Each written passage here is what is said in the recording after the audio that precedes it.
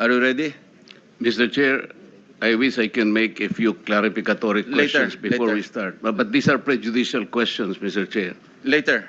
Let's hear first from the principal witness this morning. No, but these are prejudicial questions, Okay, Mr. go Chair. ahead. Go ahead. Foremost to my mind, Mr. Chair, is the integrity, the impartiality, and the objectivity of the proceedings of this committee. Mr. Chair, you were interviewed on Billionario Channel by Miss Pinky Webb.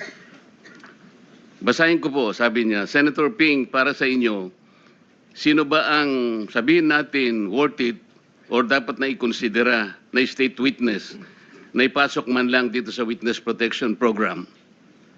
And you responded, at this point between Diskaya and Bryce Hernandez, Mr. Chair, question is, does the chairman has the prerogative or the right to make judgment? No. That's my perspective, no? That's my personal opinion outside of the hearing or outside of this hall. So don't question my opinion. That I is am my not questioning opinion. your opinion, Mr. Chair, but you are the Let's not chairman quarrel of this here. committee. Anyway, let's proceed with the You are not testimony of interested in the prejudicial question that I am going to raise, Mr. Chair? Go ahead, you raise your Kaya nga sinasabi ko sa inyo eh, You're an questioning my investigator, opinion. we are investigating. Away kagad tayo rito.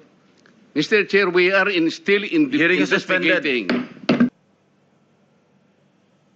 Session is resumed. Mr. Alcantara, you proceed. Thanks, Mr. Chair. Mr. Alcantara, you proceed. Sir, I will register my continuing objection, Mr. Chair. I will question the objectivity of these proceedings if you will not allow me raise these points. Maybe in the plenary this afternoon I will raise it. Go ahead. Perhaps, Mr. Alcantara, you proceed with your statement. Your Honor,